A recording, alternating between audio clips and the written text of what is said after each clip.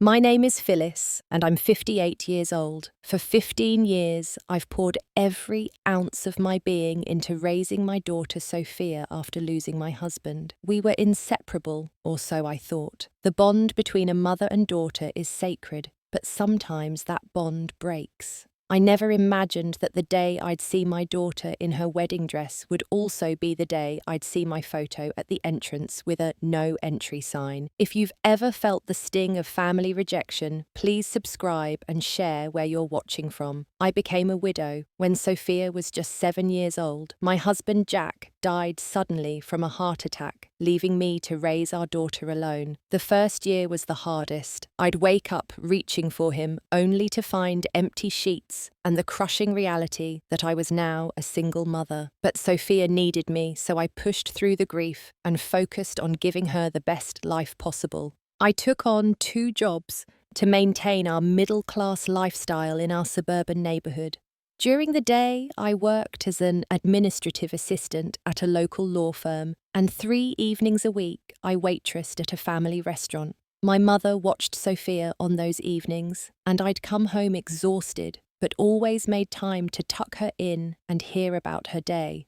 Dating wasn't a priority for me. A few friends tried to set me up over the years, but I always put Sophia first. Her school events, science projects, and dance recitals filled my calendar. When she had nightmares, she'd crawl into my bed and I'd stroke her hair until she fell back asleep. Those quiet moments of connection meant everything to me. "Mummy, when I grow up, I want to be just like you," she told me once when she was 9. Those words carried me through many difficult days. Sophia was a bright child with a natural curiosity. She excelled in school, particularly in English and history. I saved every penny I could for her college fund, often forgoing new clothes or vacations for myself. Sometimes I'd treat us to small indulgences like movie nights with popcorn or weekend trips to the lake, but I was always conscious of our financial limitations. As Sophia entered her teenage years, our relationship remained strong, though not without the typical mother-daughter friction. She'd roll her eyes at my fashion sense or complain when I embarrassed her in front of friends, but there was still affection underneath.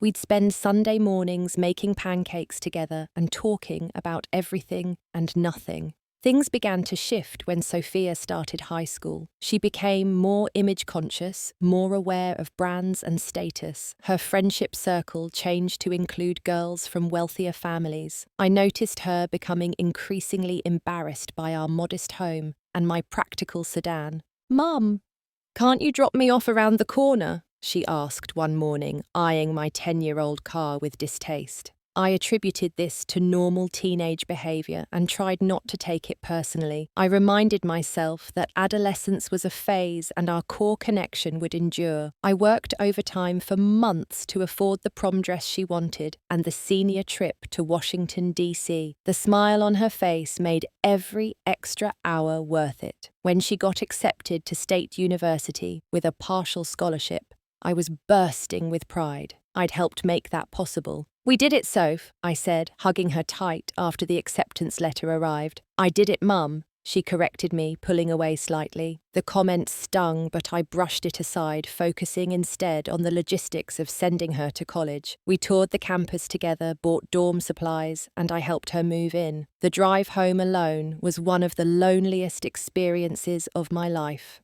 During her freshman year, Sophia called regularly, especially when she needed money or advice on navigating college life. But as sophomore year progressed, the calls became less frequent. She'd come home for holidays, but spent most of her time texting friends or complaining about how boring our town was. It was during her senior year that Sophia met Derek Blake. He came from a wealthy family with connections in politics and business. The first time she mentioned him, her voice took on a different quality, both excited and nervous. His parents have a summer home in the Hamptons, Mom. The Hamptons. When I finally met Derek during Parents' Weekend, he was polite but distant. He had the practiced charm of someone raised with privilege, all perfect teeth and casual references to European vacations. Derek's parents, Richard and Marianne Blake, greeted me with the kind of smile that didn't reach their eyes. "So you're an administrative assistant. How interesting.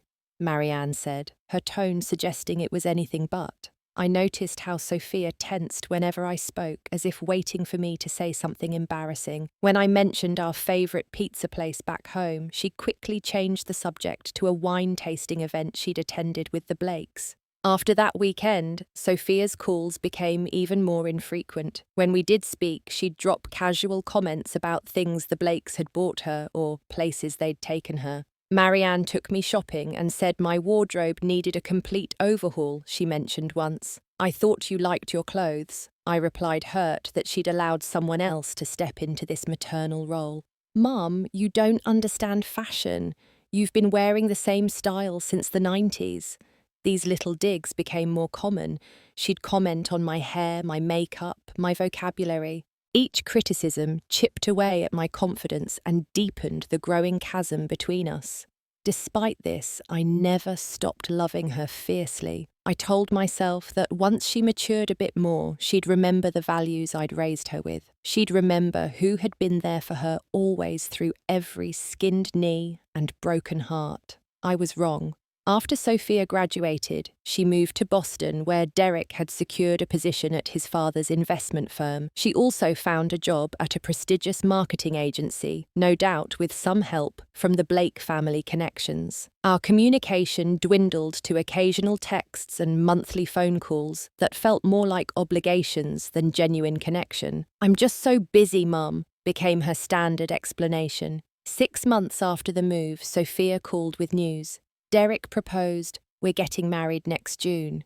Despite the distance between us, my heart swelled with maternal joy. A wedding, my only daughter. Perhaps this would be our chance to reconnect. "I'm so happy for you, sweetie. I can't wait to help with the planning," I said already, imagining mother-daughter shopping trips for wedding dresses and late-night conversations over cake samples. "Well, Marianne is really taking the lead on everything. She knows all the best vendors and venues," Sophia replied. "But you can come to the first planning meeting if you want." That meeting was held at an upscale restaurant in Boston. I drove 3 hours to be there wearing a new blouse I'd purchased specially for the occasion. Marianne had already commandeered the central seat with Sophia beside her.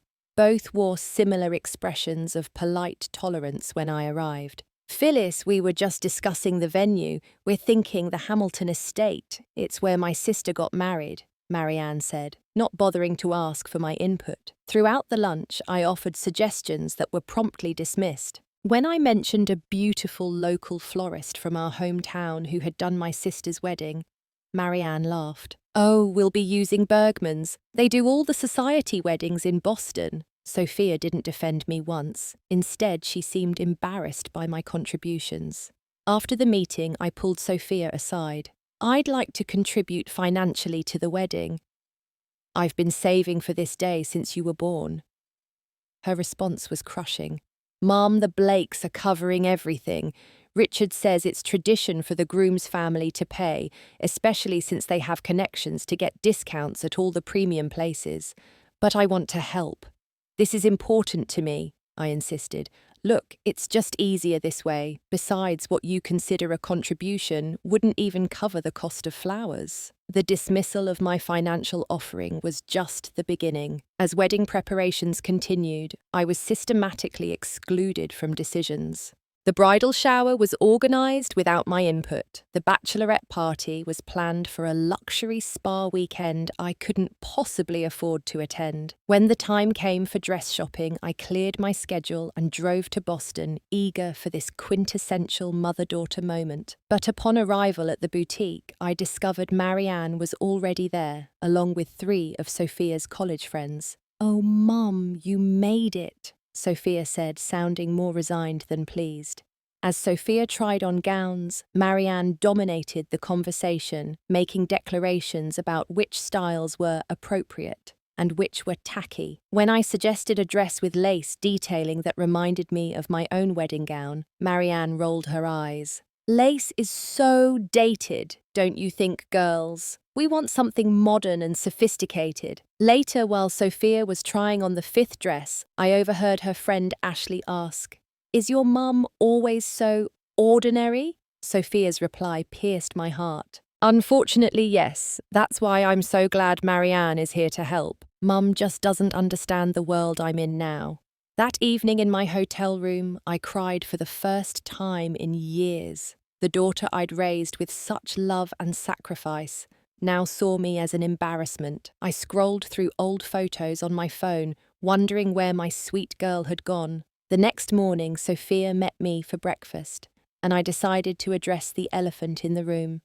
"Honey, I feel like you're ashamed of me," I said gently. She didn't deny it. "Mum, I love you, but you have to understand. Derek's family is connected. The wedding will have judges, CEOs, even a state senator attending.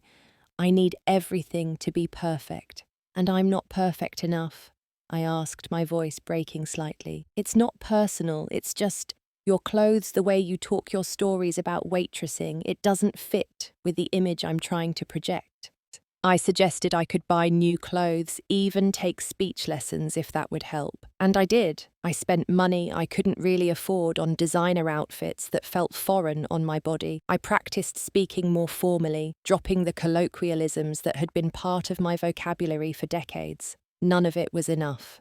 At a dinner with the Blakes, 2 months before the wedding, Sophia pulled me aside after I'd shared a harmless anecdote about her childhood fear of thunderstorms. "Mum, please stop with the embarrassing stories. And I've been meaning to talk to you about the wedding." "What about it?" I asked, anxiety immediately building. "I think it would be better if you just came as a regular guest, not as the mother of the bride." "What does that mean exactly?" I asked, though I already knew the answer would hurt. No special entrance, no speech, no dance with Derek. It's just simpler this way, simpler for who I wanted to ask, but I didn't. I nodded, swallowed my pain, and excused myself to the bathroom where I silently fell apart. That night, I couldn't sleep. My daughter's rejection replayed in my mind like a cruel film I couldn't shut off. When morning came, I called in sick to work for the first time in 3 years and spent the day in bed, alternating between tears and numbness. As a mother, you expect a certain level of separation as your child grows. You prepare yourself for the empty nest for their independence.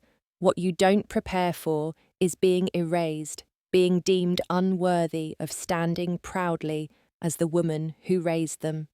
I thought about all the nights I'd stayed up with Sophia when she had the flu, the time I'd worked double shifts for a month to afford the science camp she desperately wanted to attend, the countless school lunches, packed tears, wiped nightmares, soothed. Had none of that mattered? My phone rang. It was Janet, my best friend since college, and the one person who had stood by me through everything. "How'd the dinner with the fancy in-laws go?" she asked. I couldn't hold back. Everything spilled out between sobs. "That ungrateful little..." Janet didn't finish the sentence, but her outrage on my behalf provided a strange comfort. "Phyllis, you need to stand up for yourself. You're letting her treat you like a second-class citizen."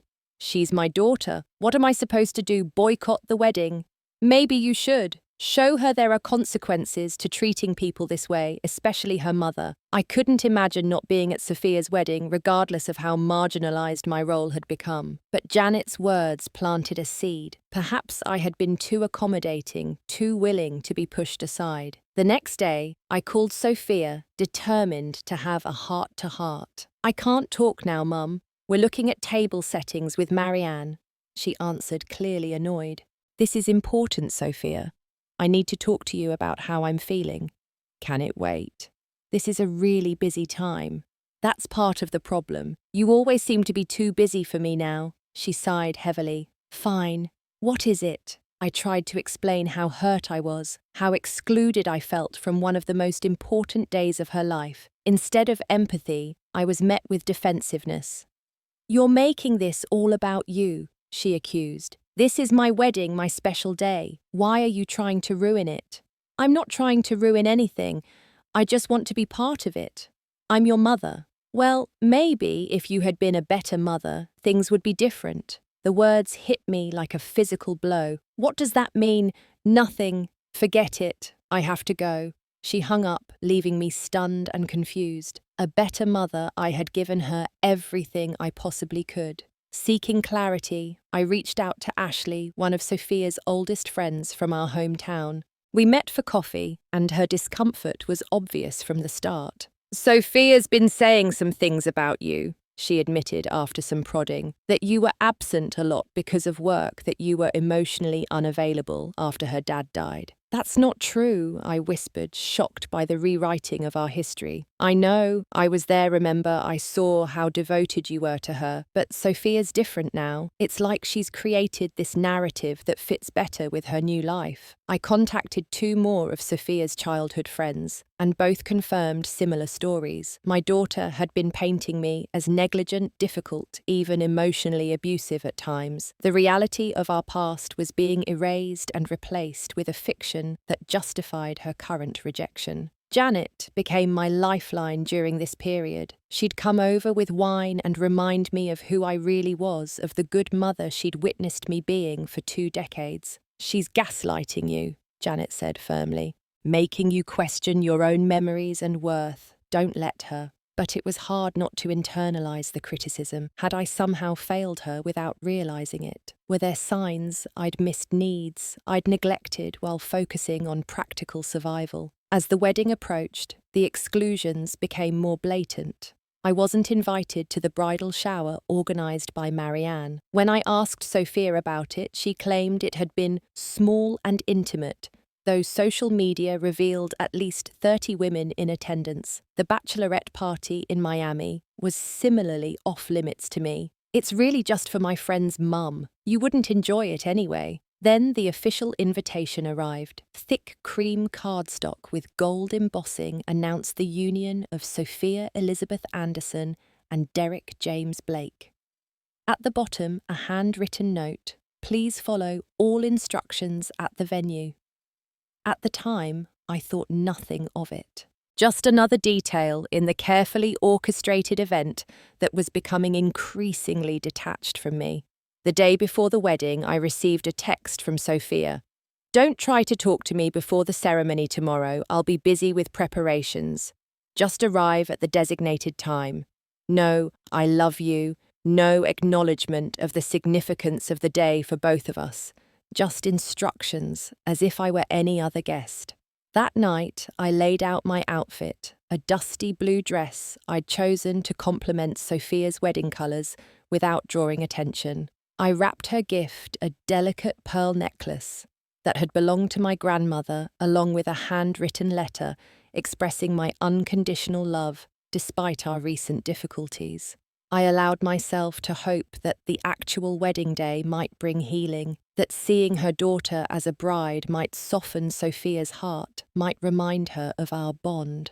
I was wrong about that too. The morning of Sophia's wedding dawned bright and clear, a perfect June day. I woke early, took extra care with my appearance, and practiced my warmest smile in the mirror. Whatever tensions existed between us, I was determined to set them aside and focus on celebrating my daughter's happiness. I packed the gift and letter carefully in my car and set off for the Hamilton estate, a sprawling mansion with manicured gardens that screamed old money and exclusivity. As I drove, I rehearsed positive, non-controversial things I could say to the Blakes and their guests. No mentions of my working-class background, no childhood stories that might embarrass Sophia, nothing that would mark me as the unsophisticated mother she was trying to minimize. The estate appeared on the horizon, its stone facade gleaming in the sunlight. I followed signs for wedding guest parking and checked my makeup one last time before walking toward the entrance. My heart was pounding a mix of maternal excitement and anxiety about navigating the social minefield ahead. Other guests streamed toward the main doors, all impeccably dressed in designer clothes, with that effortless elegance money tends to provide. I clutched my purse tighter, suddenly conscious of its worn edges. As I approached the grand entrance, decorated with cascading white flowers and tulle, something caught my eye. To the right of the door stood an elegant easel with what appeared to be a framed photograph. Drawing closer, my steps faltered. It was a photo of me, a recent one taken at Christmas, and across the bottom, in elegant calligraphy, were the words, "No entry." My mind refused to process what my eyes were seeing. There had to be some mistake, some bizarre misunderstanding. I approached the easel in a daze, half expecting the image to transform into something else. A security guard stepped forward, blocking my path. "Mom, I'm sorry, but I can't let you enter." "There must be some confusion," I said, my voice barely audible. "I'm Sophia Anderson's mother, the bride's mother." "Yes, Mom, we're aware. Ms. Anderson left specific instructions that you are not to be admitted to the ceremony or reception." The ground seemed to shift beneath my feet. Around me, guests were staring, whispering behind manicured hands. My humiliation was absolute, public, and deliberate. "Could I speak to my daughter, please?" I managed to ask, dignity crumbling with each word. "The bride is not available," he replied mechanically. "The wedding planner can speak with you if you wish." Moments later, a slim woman with a clipboard approached, her expression a practiced blend of sympathy and firmness. "Mrs. Anderson, I understand this is difficult, but I must ask you to leave the premises." The bride was very clear about her wishes. "Did my daughter explain why she's doing this?" I asked, still struggling to comprehend the cruelty of it. "It's not my place to question clients' decisions," she responded. "I'm simply enforcing them." Standing there publicly marked as unwelcome at my own daughter's wedding, something broke inside me. Not just my heart, but something deeper, the limitless maternal tolerance that had allowed me to accept increasingly hurtful behavior. I had two choices: make a scene that would only validate whatever narrative Sophia had created about me, or walk away with the last shreds of my dignity intact. "Please tell my daughter I respected her wishes," I said finally, my voice steadier than I felt. "And give her this." I handed over the small gift box and envelope containing the letter I'd written. Then I turned and walked back to my car, aware of the curious stares following me. Inside the safety of my vehicle, I allowed myself exactly 3 minutes of breakdown, gasping sobs that felt torn from my soul. Then I wiped my eyes, started the engine, and drove away from the Hamilton estate. As I navigated the winding road back toward the highway, my mind raced. What does one do after being publicly rejected by their only child? Go home and stare at the walls, drink until numbness sets in. I couldn't bear the thought of my empty house filled with photos of a daughter who had so completely disowned me. Instead, I pulled into a rest stop and called Janet. "The wedding's not until 4, she answered. "Why are you calling now? There isn't going to be a wedding for me," I said, my voice breaking despite my best efforts. And then I told her everything. "That little witch," Janet hissed when I finished. "I'm coming to get you. Where are you? I'm in my car at the Palmer Road rest stop. Stay there. I'm on my way. And Phyllis, this isn't your fault. Not one bit of it." As I waited, I scrolled through old photos on my phone: Sophia's 5th birthday, her high school graduation, countless moments of connection that now felt like artifacts from another life. How had we gone from those smiling images to this day of absolute rejection? Janet arrived in record time, her face flushed with indignation on my behalf. She climbed into the passenger seat of my car and pulled me into a fierce hug. "You know what? Screw them. Screw all of them," she said, when she finally released me. "If they don't want the most amazing mother in the world at their fancy pants wedding, that's their loss." Her loyalty was a balm, but it couldn't completely soothe the gaping wound of my daughter's betrayal. "What am I supposed to do now, Jan?" I asked. "Just go home." She looked at me as if I'd suggested something ridiculous. "Absolutely not. We're not letting them win. We're going to have our own celebration."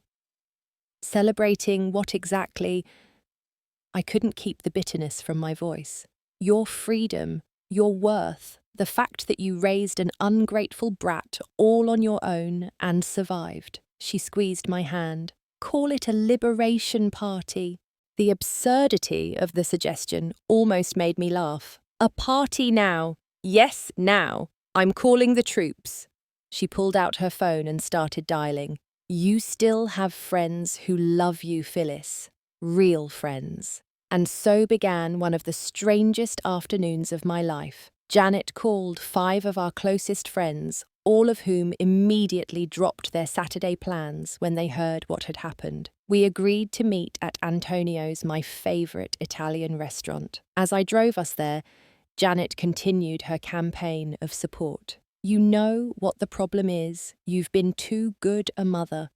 You sacrificed everything for her, and she never had to sacrifice anything for you. That creates entitled monsters. There was probably some truth to that, though it hurt to consider. Had my devotion ultimately undermined Sophia's character development? Had my sacrifices somehow paved the way for her to devalue me? These heavy thoughts accompanied me into Antonio's, where our friends were already waiting. The warmth of their welcome, the genuine hugs, the protective outrage on my behalf was overwhelming after the cold rejection I'd experienced earlier. To Phyllis, Diane toasted once we were seated, who deserved so much better today. Surrounded by these women who had known me for decades, who had witnessed my struggles and triumphs as a single mother, I felt seen in a way I hadn't with Sophia for years. They knew the real me, not the embarrassing, unsophisticated mother Sophia had decided I was, but the resilient woman who had rebuilt a life after tragedy and raised a child with love. You know, said Margot, after I'd recounted the full story, this isn't about you at all. This is about Sophia trying to erase her past, to fit into her new world. But why would she need to erase me to do that? I asked. Because you're the living reminder of where she came from, Barbara suggested. And for whatever reason, she's ashamed of those roots. As our conversation continued over pasta and wine, I began to see patterns I'd been too close to notice. How Sophia had systematically distanced herself from anything associated with her pre-Derek life. How her reinvention required the elimination of elements that contradicted her new narrative. The truth is, Janet said, refilling my glass, you've been in an emotionally abusive relationship. If Sophia were a boyfriend treating you this way, we'd have staged an intervention years ago. I'd never thought of it in those terms, but she was right. I had accepted behaviour from my daughter that I would never tolerate from anyone else, all because of our blood connection and my own guilt about not being able to give her everything. For the first time in months, I laughed genuinely. I shared stories about Sophia's childhood without monitoring myself for content that might embarrass her. I felt lighter, freer than I had in years. 3 hours after arriving at Antonio's as we were contemplating dessert, my phone began buzzing incessantly. Text after text, call after call, all from Sophia, then Derek, then numbers I didn't recognize. Don't answer, Janet advised. Let them sweat. But curiosity got the better of me. I checked the texts. Where are you? Call me now. Everything's falling apart. This is all your fault. What's happening? Diane asked, noting my expression. I'm not sure, but something's wrong at the wedding. As if on cue, my phone rang again. This time, the caller ID showed Blake Residence. Against Janet's advice, I answered. Phyllis Anderson speaking. Mrs. Anderson, this is Eleanor Blake Derrick's grandmother. We haven't met, but I needed to speak with you directly. The elderly voice on the other end sounded nothing like I expected from the Blake family, warm, unpretentious, concerned. I want to apologize for what happened today, she continued. It's disgraceful, and I want you to know that not all of us condone it. Thank you. I managed, stunned by this unexpected ally. When I arrived and heard what had been done to you, I made my feelings quite clear. Several of us did. The idea that a mother would be barred from her daughter's wedding with a public display no less is beyond comprehension. I learned that after my departure, word had spread quickly among the guests about the mother of the bride being turned away. Eleanor Blake, family matriarch, and apparently a woman of considerable moral authority, had confronted Sophia directly. I asked her if this was the kind of person she intended to be in this world. Eleanor told me, if this was the foundation upon which she wanted to build her marriage. The resulting scene had apparently thrown the carefully orchestrated wedding into chaos. Several family members, including Eleanor and her husband, had walked out in protest. Other guests, uncomfortable with the situation, had made excuses to leave. Sophia is quite distraught, Eleanor continued. Not entirely for the right reasons yet, I'm afraid, but perhaps this will be a wake-up call. As we spoke, I felt an odd sense of vindication. Not pleasure in Sophia's distress, but relief that someone had finally held her accountable for her treatment of me. I believe they're looking for you now, Eleanor added. Sophia and Derek, they left the venue about 20 minutes ago. No sooner had she said this than the restaurant door opened, and there stood Sophia in her wedding gown, Derek beside her in his tuxedo. Her mascara was streaked from crying, her carefully arranged hair coming loose. I have to go, I told Eleanor. Thank you for calling. Good luck, dear. Remember your worth. As I ended the call, Sophia spotted me and strode toward our table, a mixture of anger and panic on her face. Mum, what are you doing here? Do you have any idea what's happening at the wedding?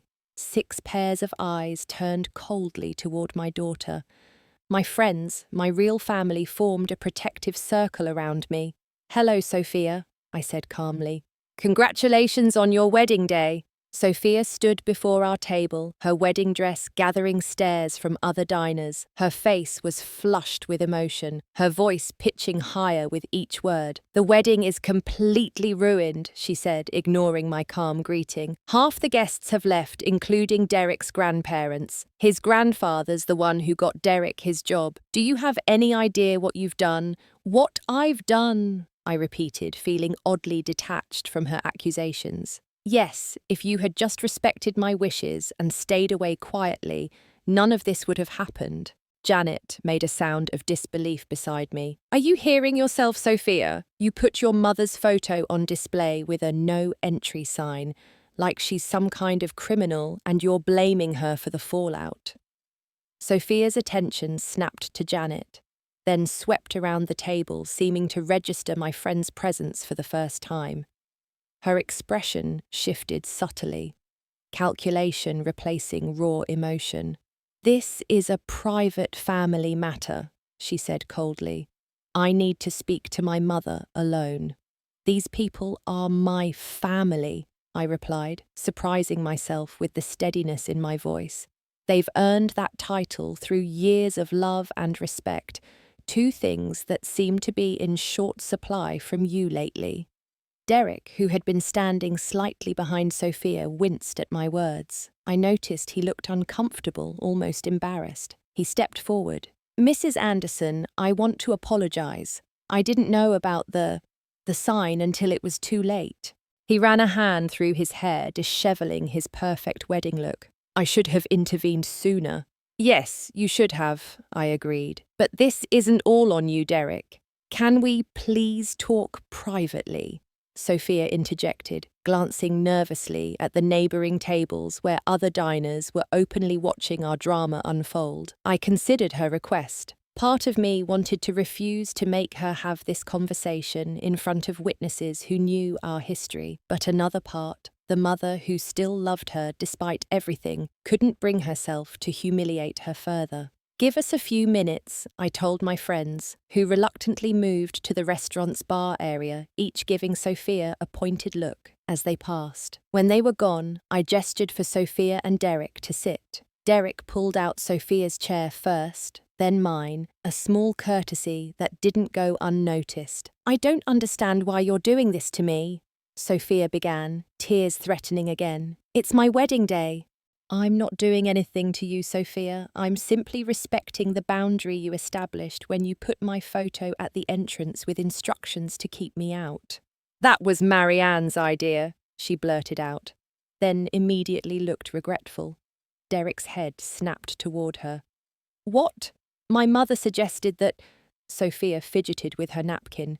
She thought it would be easier than having security try to identify you from a description, but I agreed to it, she added hastily, perhaps seeing the look on Derek's face. So you're saying you went along with publicly humiliating your mother because it was logistically convenient? Derek asked, his tone suggesting he was seeing a new side of his bride. You don't understand the pressure I've been under, Sophia said defensively. Marianne has expectations. Your family has expectations. My grandmother had expectations too, Derek replied. She expected basic human decency toward family. That's why she left. I watched this exchange with a strange sense of remove, as if observing characters in a play rather than my own daughter and her new husband. The Sophia before me was almost unrecognizable from the girl I'd raised. Her values, her treatment of others, her priorities, all seemed alien. What do you want, Sophia? I asked finally. Why did you come looking for me? I need you to come back to the wedding, she said, her voice taking on the wheedling tone she'd used as a child when asking for treats. People are talking. It looks bad. Her answer crystallized everything for me. She wasn't here because she regretted hurting me or because she valued my presence. She was here to manage appearances, to mitigate the social damage my absence was causing. No, I said simply. What? She looked genuinely shocked. I said no, I won't be coming back to your wedding. But Mum, let me finish.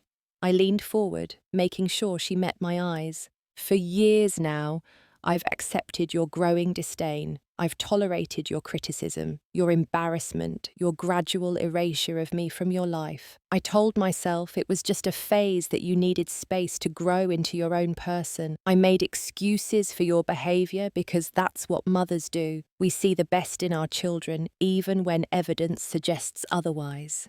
Sophia opened her mouth to interject, but I raised a hand to stop her. Today wasn't a momentary lapse in judgment, Sophia. It was the culmination of a pattern. You deliberately excluded me, publicly humiliated me, and now you're only concerned because other people objected strongly enough to impact your perfect day. That's not fair, she protested weakly. It's entirely fair. And here's what's going to happen now. You and Derek are going to return to your wedding. You're going to remove that disgraceful sign. You're going to explain to your remaining guests that there was a terrible misunderstanding, and you're going to salvage what you can of the day.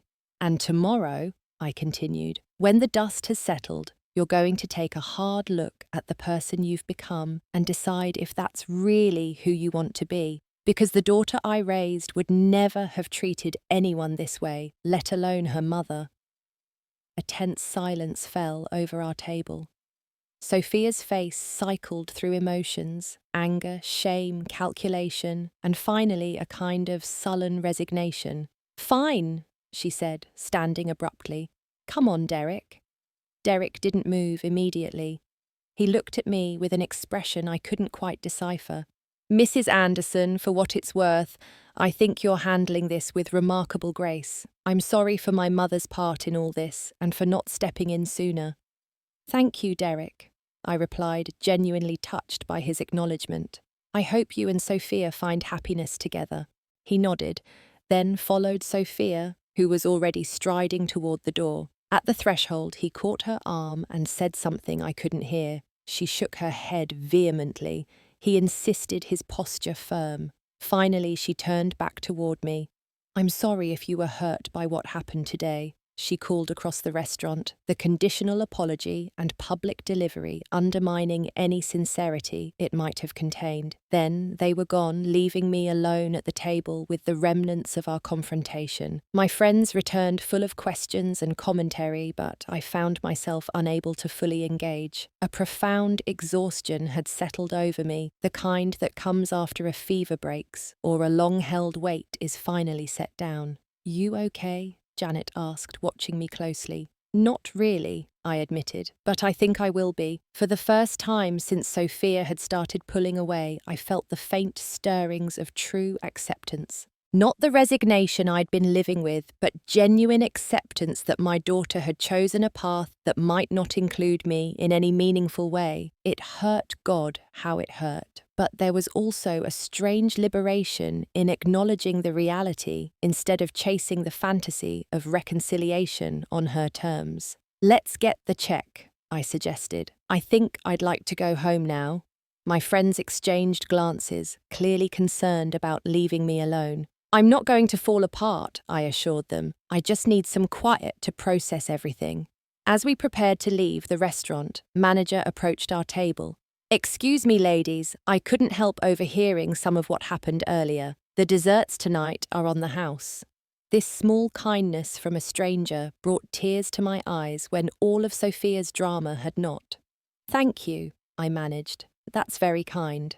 Sometimes it's the unexpected moments of human connection that save us when the connections we counted on fail. The days following the wedding were surreal. I took a week off work, something I rarely did, and focused on basic self-care. Long baths, walks in the park afternoon, naps, simple pleasures I'd denied myself for years while putting Sophia's needs first. Janet checked on me daily, sometimes bringing groceries or forcing me out for lunch. My other friends took turns stopping by, creating an informal support rotation that touched me deeply. I hadn't heard from Sophia since the restaurant confrontation, which didn't surprise me. She and Derek had presumably gone on their honeymoon to the Maldives, another luxury courtesy of the Blake family. I tried not to think about them, focusing instead on rediscovering myself after decades of defining my identity primarily as Sophia's mother. On the fourth day of my unexpected vacation, the doorbell rang. I opened it to find Derek standing on my porch,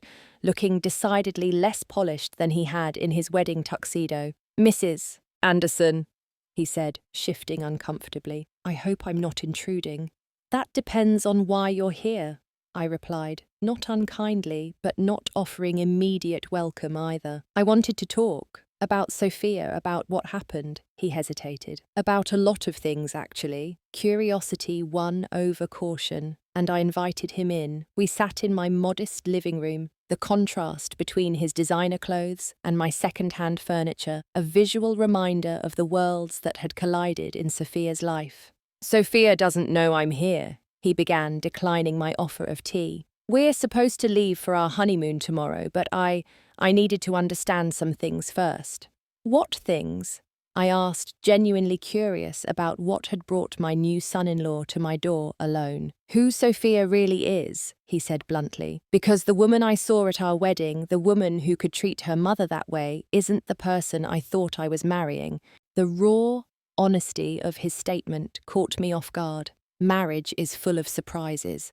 I offered, not wanting to further damage my daughter's relationship despite everything. "This wasn't a surprise, Mrs. Anderson. It was a revelation." He ran a hand through his hair, a gesture I was beginning to recognize as a nervous habit. "After you left the restaurant, we went back to the venue. The remaining guests were uncomfortable making excuses to leave early. My grandmother refused to return at all." "I'm sorry about that," I said automatically. "Don't be. She was right to leave." He looked around my living room, his gaze landing on photos of Sophia's childhood that still adorned my walls. When we got home that night, Sophia was furious. Not reflective, not remorseful, furious that her perfect day had been ruined. She blamed everyone but herself, you, my grandmother, even me for not controlling the situation better. "That sounds like the Sophia of recent years," I acknowledged sadly. "Here's the thing," Derek continued. "I've been attributing certain behaviours to wedding stress or adjustment to our social circle, making excuses, I guess. But seeing how she treated you, hearing the things she said about you to my family, it made me question everything." "What did she say about me?"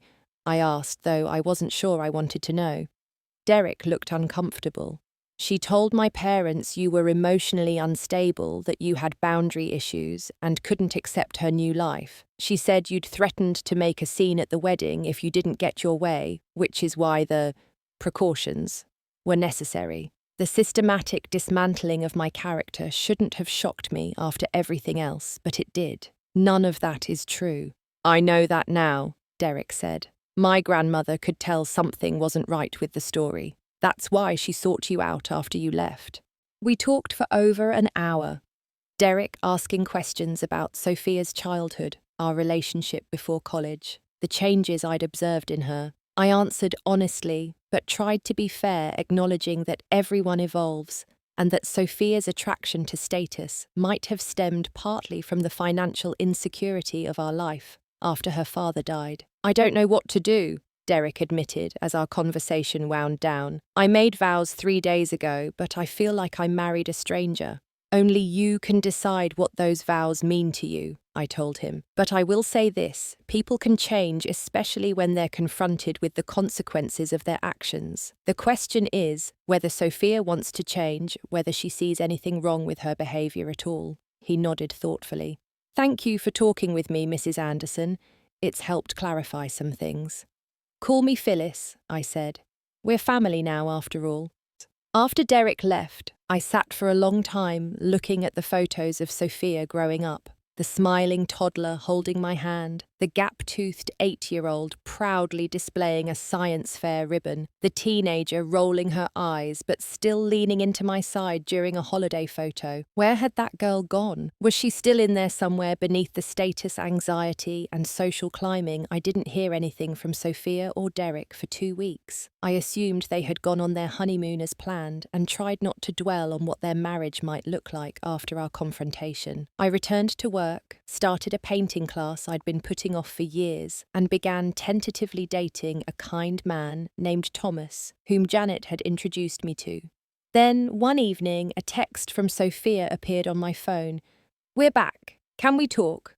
We arranged to meet at a neutral location, a coffee shop halfway between our homes. I arrived first and claimed a quiet table in the corner, my stomach knotting with anxiety about what this conversation might hold. Sophia arrived precisely on time, looking tanned from her honeymoon, but somehow smaller than I remembered, less certain. She ordered a latte and joined me at the table, an awkward silence stretching between us. "How was the Maldives?" I asked, finally opting for safe territory.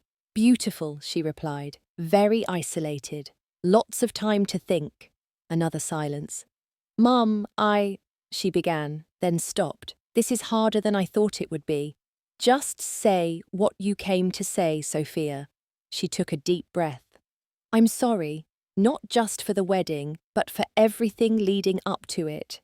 The way I've treated you, the things I've said about you, all of it. It was wrong." The apology, delivered without qualifiers or deflections, was more than I had expected, but years of hurt couldn't be erased by one sorry, no matter how sincere. "What brought this on?" I asked carefully. "A lot of things." She stirred her latte absently. "Derek, for one. He was pretty upset after the wedding. Said he didn't recognize me, that he was questioning his decision." "That must have been difficult to hear," I said, remembering Derek's visit. "It was, but he was right." She looked up, meeting my eyes directly for the first time. "The thing is, Mum, I've been so focused on fitting into the Blake world that I lost sight of who I really am, or who I was raised to be." "And who is that?" I asked softly. "Someone who values people over appearances, someone who shows gratitude and respect, someone who wouldn't hurt the one person who has always been there for her no matter what." Her voice broke slightly on the last words. I wanted to reach out to comfort her, as I always had when she was hurting, but self-preservation held me back. "Words are important, Sophia, but they're not enough. Trust once broken isn't easily repaired." "I know," she said, wiping at a tear. "I don't expect you to forgive me right away, or maybe ever. I just needed you to know that I see it now, what I've done, who I've become, and I'm not proud of it." She reached into her purse and pulled out a business card. "Derek and I have started seeing a family therapist. He specializes in family estrangement and reconciliation. If you're willing, he'd like to work with both of us." The card sat between us on the table, a small bridge across the chasm that had opened in our relationship. "I'll think about it," I said, neither accepting nor rejecting the overture. Sophia nodded, understanding that this was the most I could offer for now. "That's fair." As we finished our coffees and prepared to leave, she asked hesitantly, "Do you think we can ever get back to how we were?" I considered her question carefully. "No," I answered truthfully. "Too much has happened for that. But perhaps we can build something new, something based on who we are now, rather than who we were." it would take time and effort on both sides. "I'd like that," she said, a cautious hope in her voice. I didn't make any promises as we parted, but I took the therapist's card with me. It was a small step, but steps were how journeys began.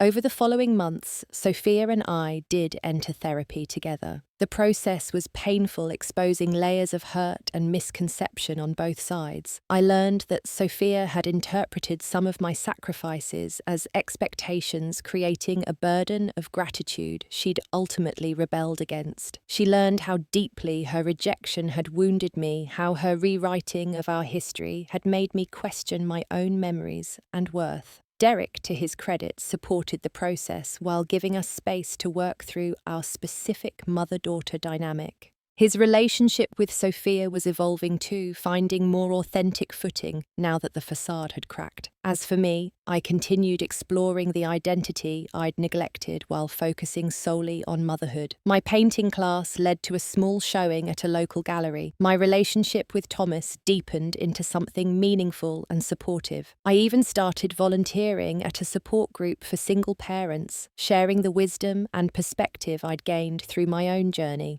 Sophia and I were rebuilding slowly and carefully with clear boundaries and realistic expectations.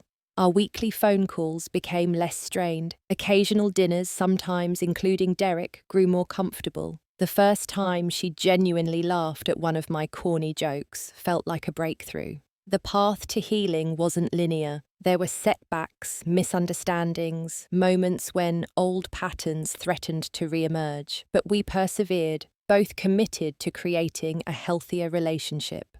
Perhaps the most important lesson I learned through this painful experience was the difference between unconditional love and unconditional tolerance. I would always love my daughter, but I no longer needed to accept treatment that diminished my worth.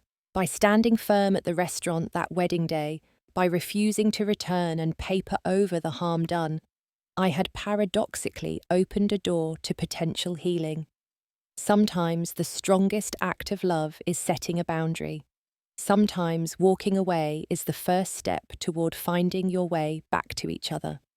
Have you ever had to set a difficult boundary with someone you love? I'd love to hear your experiences in the comments below.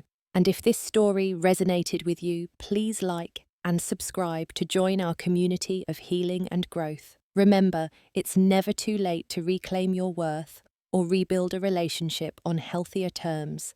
Thank you for sharing this journey with me, and until next time, take care of your beautiful heart.